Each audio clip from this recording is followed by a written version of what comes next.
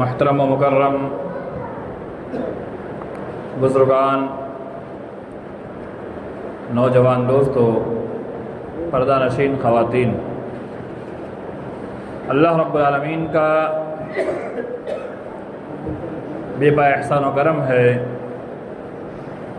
جس کی توفیق سے ہم اور آپ اس دنیا میں صحت و عافیت کے ساتھ، امن و سلامتی کے ساتھ، ایمان و اسلام کے ساتھ زندگی گزار رہے ہیں۔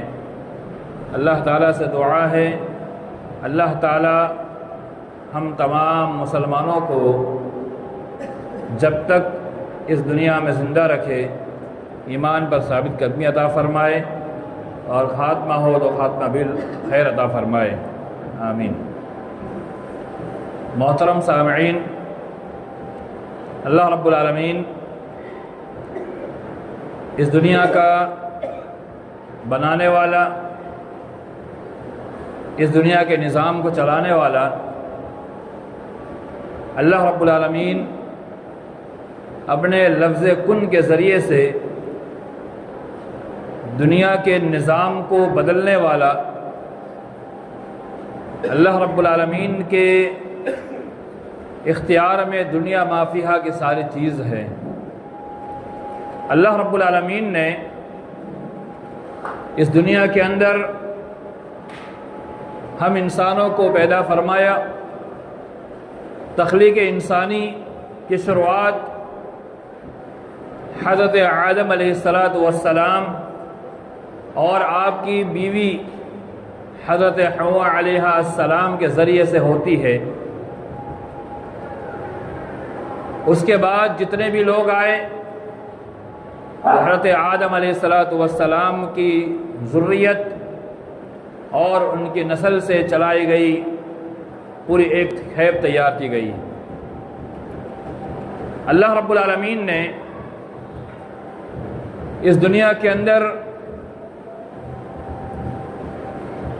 ایک انسان ایسا بنایا نہ جس کا باپ ہے نہ ماں ہے، ایک عورت ایسی جس کی ماں نہیں، ایک آدمی ایسا جس کا باپ نہیں، اور باقی تمام انسان جن کے باپ بھی ہوتے ہیں اور ماں بھی ہوتی ہے۔ حضرت آدم علیہ السلام جنہیں اللہ رب العالمین نے بغیر ماں باپ کے اس دنیا میں پیدا فرمایا، حضرت حوا جنہیں اللہ رب العالمین نے حضرت آدم علیہ السلام کی ٹیڑھی پسلی سے بنایا اور نکالا، جن کی کوئی ماں نہیں۔ حضرت عیسیٰ علیہ السلام جن کے باپ نہیں، اور اس کے علاوہ دنیا میں جتنے بھی انسان ہیں ان کے ماں اور باپ دونوں ہوتے ہیں۔ اللہ رب العالمین نے یہ طبقہ بنایا، کسی کو باپ بنایا تو کسی کو بیٹا بنایا، ماں بنایا بیٹے بنائے، باپ بنایا بیٹی بنائی، ماں بنائی بیٹی بنائی۔ اللہ رب العالمین نے طبقات بنائے، اور یہ سارے نظام اللہ رب العالمین کے بنائے ہوئے نظام ہے۔ اللہ رب العالمین نے اس نظام کو تشکیل دیا، اور نظام کو تشکیل دینے کے بعد اللہ رب العالمین نے ہمارے ذمے بہت ساری چیزیں چھوڑ دی۔ انہی چیزوں میں سے ایک اہم ذمہ داری جو اللہ رب العالمین نے انسانوں کو دی کہ جب اللہ رب العالمین نے ہمیں باپ بنایا، یا عورتوں میں سے اور جن عورتوں کو ماں بنایا، جب سے بیٹے بچے پیدا ہوتے ہیں انسان باپ ہونے کی ذمہ داری اس کے سر پر آ جاتی ہے۔ ایک ماں اس کی اولاد کی ذمہ دار بن جاتی ہے۔ اس دنیا کے نظام کے اندر، پوری تاریخ اسلام کے اندر جب سے دنیا قائم ہوئی ہے آج تک تا قیامت کسی بھی عورت کو ذمہ دار بننے کا حق اسلام نے نہیں دیا ہے۔ صرف ایک مقام ایسا ہے جہاں پر اسلام نے خاتون کو، عورت کو ذمہ دار بنایا ہے۔ اس سے کیا معلوم ہوتا ہے؟ اس کی بڑی اہمیت ہے، اس کی بڑی قدر ہے، اور اس کی بہت زیادہ ضرورت ہے، تب جا کر اسلام نے ایک عورت کو ذمہ دار بنایا، باقی کسی اور معاملے میں ذمہ دار نہیں بنایا۔ وہ ذمہ داری، ماں کی ذمہ داری، اس کے اولاد کی تربیت ذمہ داری اللہ نے عطا کی۔ شوہر کے غیر موجودگی میں، شوہر کے گھر کے اندر جو شوہر کے بچے ہیں اس کی ذمہ دار اللہ نے ماں کو بھی بنایا۔ وہ معلوم ہوا کہ تاریخ اسلام کے اندر، اسلام کے قانون کے اندر، اسلام کے نظام کے اندر خواتین کو کہیں ذمہ دار نہیں بنایا سوائے اولاد کے پر ذمہ دار بنایا۔ اس سے کیا معلوم ہوتا ہے؟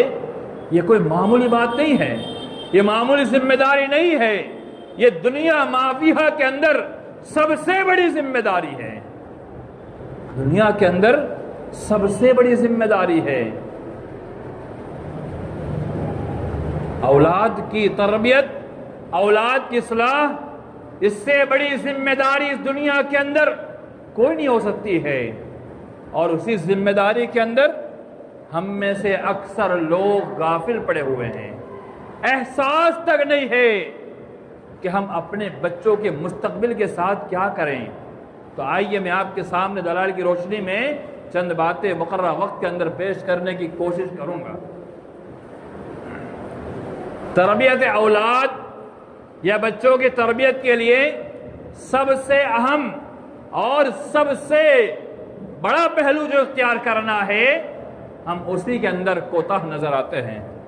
اللہ کے نبی صلی اللہ علیہ وسلم نے فرمایا، خیر متاع الدنیا المرأة الصالحہ۔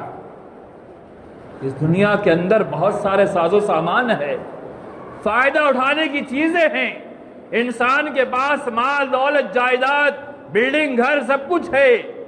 اللہ کے نبی صلی اللہ علیہ وسلم نے فرمایا، خیر متاع الدنیا، کہ دنیا کے اندر سب سے بہترین سامان۔ اور عربی دا جانتے ہیں جب لفظ خیر آ جائے اس پہ تفضیل کا معنی رکھتا ہے، یعنی اس سے اچھی چیز کوئی نہیں ہو سکتی۔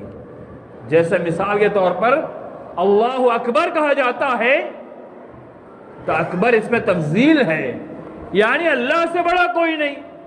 تو لفظ خیر علماء عرب اور عربی اور لغت کے علماء کہتے ہیں یہ لفظ خیر اس میں تفضیل ہے، یعنی جب لفظ خیر آ جائے تو سمجھ آ جائے کہ اس سے بہتر کوئی نہیں ہو سکتا ہے۔ تو اللہ کے نبی صلی اللہ علیہ وسلم نے فرمایا، دنیا کے اندر سب سے بہترین سامان المرأة الصالحہ۔ وہ کون ہے؟ نیک خاتون ہے، نیک عورت ہے۔ نیک عورت سب سے بہترین سامان، جسے نیک عورت مل جائے گویا کہ اس نے دنیا مافیہا کی سب سے بہترین چیز پالی۔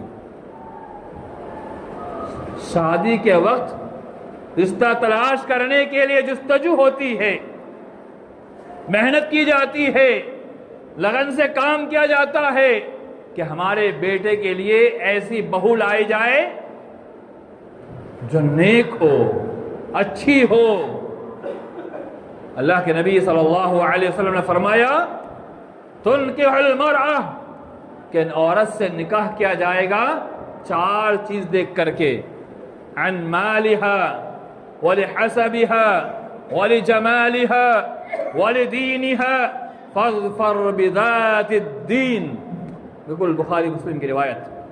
اللہ کے نبی صلی اللہ علیہ وسلم نے فرمایا، عورت سے نکاح کیا جائے گا چار چیزوں کو دیکھ کر کے۔ پہلی چیز مال دیکھے، دوسری چیز حسب نسب دیکھے، تیسری چیز خوبصورتی دیکھے، چوتھی چیز دین کو دیکھے۔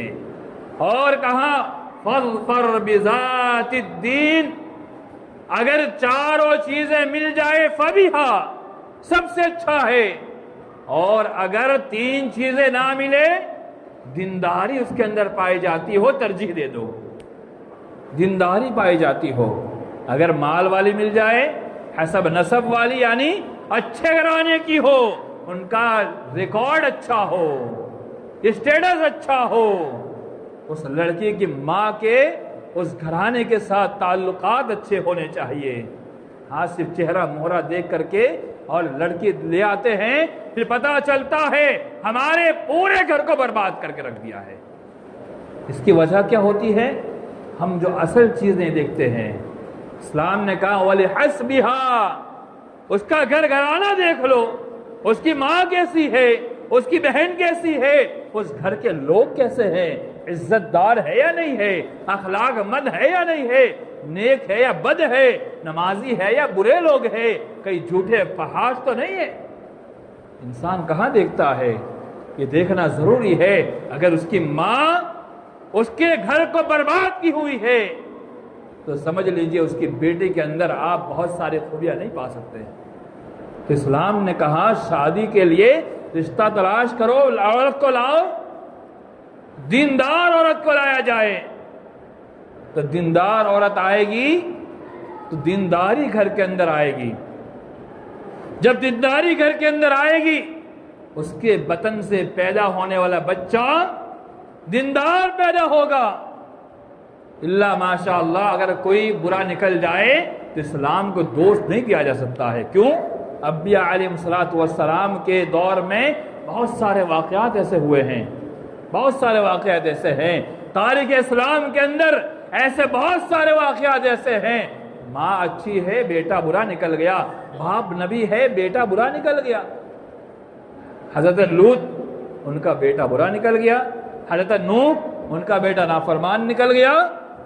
اسلام میں شاذ و نادر ایسا ہوتا ہے، لیکن اکثریت پر حکم لگتا ہے کہ اکثر ایسا ہوتا ہے کہ ماں نیک ہوتی ہے، پارسا ہوتی ہے، ماں دیندار ہوتی ہے تو بیٹے بھی دیندار ہوتے ہیں، بیٹے بھی دیندار پیدا ہوتے ہیں۔ تو پہلی چیز اچھی عورت کا انتخاب، شادی کے لیے دیندار گھرانے کا انتخاب، نیک صالح پارسا عورت کا انتخاب کیا جائے۔ اس کے بعد دوسری چیز، شادی کے بعد اللہ تعالیٰ سے دعا کی جائے، رب ہب لی من الصالحین، یا اللہ تم مجھے جو اولاد عطا کر وہ نیک ہو۔ حضرت ابراہیم علیہ السلام نے اللہ سے کیا دعا کی تھی؟ فبشرناہ بغلام حلیم۔ اللہ تعالیٰ نے جب نیک اور بردبار بچے کی بشارت دی، وہ کس بات پر بشارت دی؟ حضرت ابراہیم نے کہا رب ہب لی من الصالحین، اے اللہ، اے میرے پروردگار، اے میرے رب، مجھے تو ایسا بچہ عطا کر جو نیک لوگوں میں سے ہو، صالحین میں سے ہو۔ تو اللہ تعالیٰ سے دعا کیا جائے۔ جتنے نبیوں نے اللہ تعالیٰ سے اولاد طلب کیے، سارے کے سارے نبیوں نے اللہ تعالیٰ سے نیک اولاد مانگی، اور نیک اولاد کے ساتھ ایسی اولاد کی تمنا کی کہ اللہ تم مجھے ایسی اولاد دے دے جو متقیوں کا امام بن جائے۔ قرۃ اعین وجعلنا للمتقین اماما، متقیوں کا امام بننے والا بچہ عطا کر۔ یہ انبیاء علیہ السلام کی دعا ہو کرتی تھی، اور ہماری دعا نہ جانے اپنے اپنے خواہشات کے مطابق، اپنی اپنی مرادوں کے مطابق جیسے ہمارا دل چاہتا ہے ہم دعائیں کرتے ہیں۔ تو بچوں کے لیے ہم دعا کریں، اے اللہ تو ہمیں ایسی اولاد عطا کر جو نیک ہو، صالح ہو، دیندار ہو، اور دین کے راستے پر چلنے والی اولاد عطا کر۔ اللہ تعالیٰ اس کے عوض میں حضرت ابراہیم کو کیا جواب دیا؟ فبشرناہ بغلام حلیم، اے ابراہیم ہم نے تجھے بشارت دی ایسے بچے کی جو بردبار ہے، سمجھدار ہے، دیندار ہوگا۔ اس کے بعد حضرت اسماعیل علیہ السلام پیدا ہوتے ہیں، نبی بنتے ہیں۔ حضرت ابراہیم نے پیدائش کے بعد دعا نہیں کی، پہلے دعا کی، یا اللہ مجھے نیک بچہ عطا کر۔ اللہ نے بردبار بچہ عطا کیا۔ کیسا بچہ؟ جب حضرت ابراہیم علیہ السلام نے خواب دیکھا کہ اپنے بچے کی گردن پر چھری چلاتے ہوئے بیٹے سے سوال کیا، بیٹا تیری کیا رائے ہے، اپنی رائے کا اظہار تو کر، اپنے رائے کا اظہار تو کر۔ فلما بلغ معه السعي قال يا بني إني أرى في المنام إني أذبحك فانظر ماذا ترى۔ میرے پیارے بیٹے، میں نے خواب میں دیکھا کہ میں تجھے ذبح کر رہا ہوں، اے میرے پیارے بیٹے بتا تیری کیا رائے ہے، تو کیا کہتا ہے؟ حضرت اسماعیل نے کیا جواب دیا؟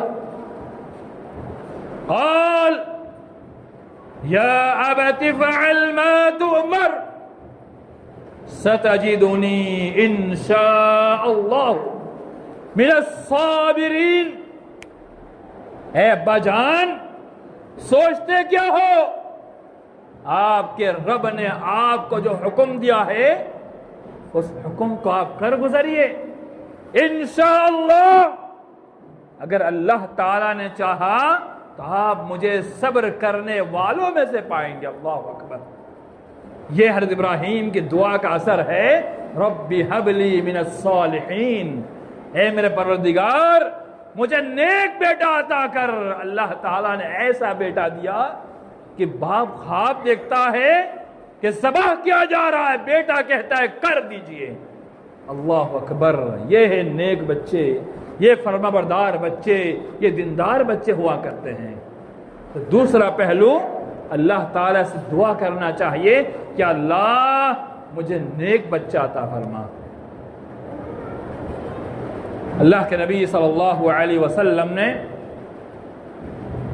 واضح الفاظ کے اندر فرمایا، ما من مولود یولد علی الفطرہ فابواہ یحودانہ او ینصرانہ او یمجسانہ، رواہ مسلم۔ یہ معاملہ اب بچے کی پیدائش کے بعد کا ہے۔ پہلی چیز اچھی بیوی کا انتخاب، پیدائش سے قبل نیک اولاد کی دعا، اور تیسری چیز جب بچہ پیدا ہو جائے تو کیا کریں؟ اللہ کے نبی صلی اللہ علیہ وسلم نے فرمایا، سارے کے سارے بچے فطرت اسلام پر پیدا ہوتے ہیں، ان کے ماں باپ فابواہ، ان کے ماں اور باپ اگر نصرانی عقائد کے ہوتے ہیں تو نصارہ بناتے ہیں، اگر یہود عقائد کے ہوتے ہیں تو یہودی بناتے ہیں، اگر مجوسی عقائد کے ہوتے ہیں تو مجوسی بناتے ہیں۔ امام مسلم نے روایت کو نقل کیا۔ اس حدیث سے کیا معلوم ہوتا ہے کہ ماں باپ اپنے بچے کو جس رنگ میں رنگتے ہیں بچہ اسی رنگ میں رنگتا چلا جاتا ہے۔ یعنی ماں باپ جس طرز پر بچے کی تربیت کرتے ہیں بچہ اسی طرز پر چلتا جاتا ہے۔ اب ماں باپ اس کی تربیت کیسی کرتے ہیں؟ اچھا راستہ دکھلاتے ہیں یا برا راستہ دکھلاتے ہیں؟ کس طریقے پر چلاتے ہیں؟ یہ ماں باپ کے اوپر اللہ تعالیٰ نے چھوڑ رکھا ہے۔ یہ روایت صاف واضح کرتی ہے کہ ماں باپ اس بچے کو جب پیدا ہوتا ہے پیدائش کے بعد سے جس ڈھنگ میں ڈھنگنے کی کوشش کرتی ہے، جس راستے پر لے جانا چاہتی ہے بچہ وہی راستے پہ چلے جاتا ہے۔ جب باپ بچہ پیدا ہو گیا گھر کے اندر بڑی LED لگا کر کے ٹی وی لگا کر کے وہ غلط چیزیں دیکھ رہا ہے، وہ بچہ بڑے ہوتے ہوتے وہی سیکھے گا۔ باپ نمازی نہیں ہے تو بچہ کہاں سے نمازی بنے گا؟ باپ غلط کام کر رہا ہے بیٹا کہاں سے صحیح بنے گا؟ باپ حرام خوری کر رہا ہے بیٹا کہاں سے صحیح بنے گا؟ باپ نشے کی چیز استعمال کر رہا ہے بیٹا بھی نشہ ہی سیکھے گا۔ ہمیں اپنے آپ کو پہلے بدلنا ہوگا، اپنے آپ کو بدلنا ہوگا تو ہمارے بچے ہمیں دیکھتے ہوئے اپنا آپ بدلتے جائیں گے۔ اور بچپن سے ہی چھوٹے سے ہی اس کو چھوٹا سمجھ کر کے ضائع نہ کرے، پیدا ہونے کے بعد سے اس کی تربیت پر مکمل توجہ دینا شروع کر دیں۔ ہر منٹ ہر سیکنڈ ہر گھنٹہ ہمارا ہر دن اپنے بچے کی تربیت کے اندر ہمارا گزرنا چاہیے، ورنہ اللہ کے نبی صلی اللہ علیہ وسلم کی جو وعید ہے ہم اس وعید کے مستحق ہو جائیں گے۔ وہ وعید میں آپ کو انشاءاللہ آخر میں سناتا ہوں، اس سے قبل میں ایک اور روایت آپ کے سامنے پیش کرتا ہوں۔ اللہ کے نبی صلی اللہ علیہ وسلم نے فرمایا اذا مات الانسان انقطع عنه عمله الا من ثلاث، جب انسان مر جاتا ہے، ختم ہو جاتا ہے، روح قبض ہو جاتی ہے، اس کے نامہ اعمال میں ثواب بند ہو جاتا ہے، اس کے اعمال کا انقطاع ہو جاتا ہے، اب اس کا کوئی عمل نہیں۔ اللہ کے نبی صلی اللہ علیہ وسلم فرمایا الا من ثلاث، سوائے تین چیزوں کے، سوائے تین چیزوں کے، ان میں سے ایک او ولد صالح یدعو لہ، وہ آدمی مر گیا، دنیا سے فنا ہو گیا، دنیا سے ختم ہو گیا، دنیا چھوڑ کر چلا گیا، لیکن اس نے اپنے پیچھے ایک نیک بچہ چھوڑا ہوا ہے۔ او ولد صالح، حدیث کے الفاظ پر غور کرنا، اللہ کے نبی صلی اللہ علیہ وسلم نے صرف بچے نہیں کہا او ولد صالح، نیک بچے چھوڑ کے جائے، نیک بچے۔ اور بچہ نیک کب بنے گا؟ جب اس کی تربیت اچھی ہوگی، اس کو پڑھایا جائے گا، اس کو سکھایا جائے گا، اس کو رائے راست پہ لایا جائے گا، تب بچہ نیک بنے گا۔ اور وہ بچہ نیک بنے گا، وہ کیا کرے گا؟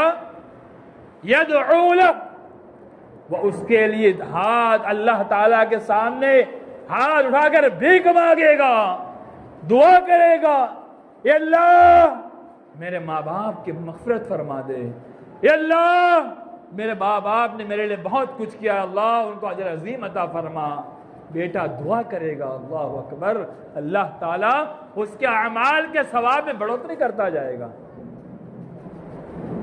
بچے کو نیک بنا کے جائیں۔ ہماری زندگی کا کیا بھروسہ؟ آج ہم صحیح سالم ہے، اگلے سیکنڈ پتہ نہیں ہم بچے یا نہ بچے۔ ہر سیکنڈ، ہر منٹ، ہر گھڑی اپنے بچے کو نیک بنانے کی کوشش میں گزار دیجیے۔ کیوں؟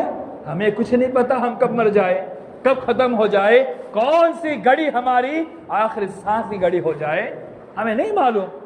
تو ہمارے مرنے سے پہلے ہماری ذمہ داری ہے ہم اپنے بچوں کو نیک بنا کے جائے، تاکہ اللہ تعالیٰ کے سامنے ہمارے اعمال کی بڑھوتری کے لیے وہ اللہ کے سامنے اپنے ہاتھ اٹھا کر کے تہجد کے وقت میں، رات کے وقت میں، جب پوری دنیا سو رہی ہو، رب آخری آسمان پر آتا ہو، پکارتا ہو بندے مانگ، کیا مانگنا چاہتا ہے مانگ لے، میں تیری مانگ پوری کروں گا۔ تو بچہ اٹھ کر کے رب سے دعا کرے گا، یا اللہ میرا باپ گنہگار تھا، معاف فرما دے، یا اللہ میرے باپ نے بہت قربانیاں دی، اللہ قبول فرما لے۔ تو بچہ دعا کرے گا تو اللہ تعالیٰ اس کی دعا کے عوض اس کے ماں باپ کے ثواب میں بڑھوتری کرتا جائے گا۔ میرے مال والے بھائیوں، بچوں کی تربیت کے پیچھے اپنا وقت لگائیے، اپنی ذمہ داری ادا کیجئے۔ اللہ تعالیٰ نے ہمیں ذمہ داری دی ہے، باپ بن جانا تو بہت آسان ہے، لیکن باپ کی جو ذمہ داری اللہ نے دی ہے، اس ذمہ داری کو پورا کرنا یہ اصل اسلام کی مانگ ہے، ڈیمانڈ ہے، طلب ہے۔ قرآن میں اللہ نے فرمایا یا ایھا الذین آمنوا قوا انفسکم واہلیکم نارا، اے ایمان والو اپنے آپ کو اور اپنے بیوی بچوں کو، اپنے اہل و عیال کو جہنم کی آگ سے بچا لو۔ وہ آگ جلائی جائے گی، انسانوں سے اور پتھروں سے جلائی جائے گی۔ یہاں غور کرنے کا ایک مقام ہے، بہت اہم ہے میرے مان والے بھائیوں۔ ہم کیا سوچتے ہیں، ہم کیا کہتے ہیں، ہم تو پکے سچے مومن ہیں، ہم کتاب و سنت والے ہیں، ہم واحد ہیں، ہمارے لیے جنت کی سرٹیفکیٹ ہے۔ لیکن یہاں مخاطب کون ہے؟ یا ایھا الذین آمنو، اے وہ لوگ جو ایمان لائے ہو اپنے آپ کو بچا لو اور اپنے بیوی بچے کو بچا لو اس آگ سے جس آگ کا ایندھن یعنی جو آگ چلائی جائے گی انسانوں سے اور پتھروں سے. مفسرین لکھتے ہیں انسان سے مراد وہ لوگ جو معبودان باطلہ کے سامنے اپنا آپ کو جھکاتے ہیں اور پتھر سے مراد وہ جس کے سامنے انسان جھکتا ہے. دونوں کو جہنم میں ڈال دیا جائے گا, دونوں کو جلایا جائے گا. اور مخاطب کون ہے؟ مومن ہے. امام قرطبی رحمہ اللہ, امام ابن کثیر رحمہ اللہ تفسیر ابن کثیر کے اندر اور امام قرطبی اپنی تفسیر کے اندر اس کی تفسیر میں دو چیز بیان کرتے ہیں. قو انفسکم, کیا مطلب بیان کرتے ہیں؟ وَعَدِّبُوهُمْ, وہ اپنے بیوی بچوں کو ادب سکھلائے. وَعَلِّمُوهُمْ, ان کو تعلیم دے, ان کی تربیت کرے. وہ معلوم ہوا کہ جہنم کی آگ سے کیسے بچائے. مفسرین لکھتے ہیں ان کی تربیت کر کے بچایا جائے, ان کی ٹریننگ کر کے بچایا جائے, ان کو ادب سکھلا کے بچایا جائے, ان کو تعلیم دے کر بچایا جائے. اگر ہم تربیت نہیں دیں گے, ٹریننگ نہیں دیں گے, تو آج جو نیوز ہم سنتے ہیں نا کہ فلاں کے بچے نے اسلام کو چھوڑ دیا, فلاں کی بچی اسلام کو چھوڑ کے چلی گئی, کہیں ایسا نہ ہو وہی نیوز کل ہمارے گھر کی بن جائے, وہی بات کل ہمارے گھر کے دروازے سے نکل جائے. تو اس وقت رونے سے اچھا ہے کہ اس وقت کے آنے سے پہلے پہلے اپنے بچوں کو ہم اس جہنم کی آگ سے بچائے, یعنی اس کی تربیت کرے, اس کو تعلیم دے, اس کو ادب سکھلائے. یہ اسلام کا مطالبہ ہے میرے ایمان والے بھائیوں. ایک اور حدیث آپ کے سامنے پیش کروں. اللہ کے نبی صلی اللہ علیہ وسلم فرمایا مروا اولادکم وهم ابناء 7 سنین. تربیت اولاد کے اندر سب سے اہم چیز بتائی, تم اپنے بچے کو جب 7 سال کا ہو جائے اس کو نماز کے ٹریننگ دو, نماز کا حکم دو. جب 10 سال کا ہو جائے وَضْرِبُوهُمْ وَهُمْ عَشَرُ أَبْنَاءُ سِنِينَ, جب 10 سال کا ہو جائے اس کو مار کر نماز پڑھایا جائے. اور ایک چیز اور آئی جو ہمارے معاشرے میں خرابی پائی جاتی ہے, وَفَرِّقُوا, ان دونوں کے درمیان میں بستر الگ کر دیا جائے. 3 چیزیں یہاں پر آئی. پہلی چیز 7 سال کی عمر میں نماز کا حکم دیا جائے, 5 وقت نماز. 10 سال میں نہ پڑھے تو مار کر سختی سے پڑھایا جائے, ایسی مار نہ ہو کہ تکلیف پہنچے, ہلکی مار ماری جائے. اور تیسری چیز جب بچے 10 سال کے ہو جائے ایک بستر پہ نہ سلایا جائے, یعنی بھائی بھائی بہن بہن یا بھائی بہن بہن بھائی کو بستر پہ نہ سلایا جائے, الگ کر دیا جائے. آئیے میں آپ کے سامنے آخری بات پیش کر بات ختم کرتا ہوں. اللہ کے نبی صلی اللہ علیہ وسلم نے بہت ہی واضح انداز میں ایک حدیث میں فرمایا. حضرت معقل بن یسار رضی اللہ تعالی عنہ حدیث کے راوی ہے, وہ بیان کرتے ہیں ما من عبد یسترع اللہ رعیتا یموت یوم یموت وهو غاش لرعیته الا حرم اللہ علیہ الجنہ.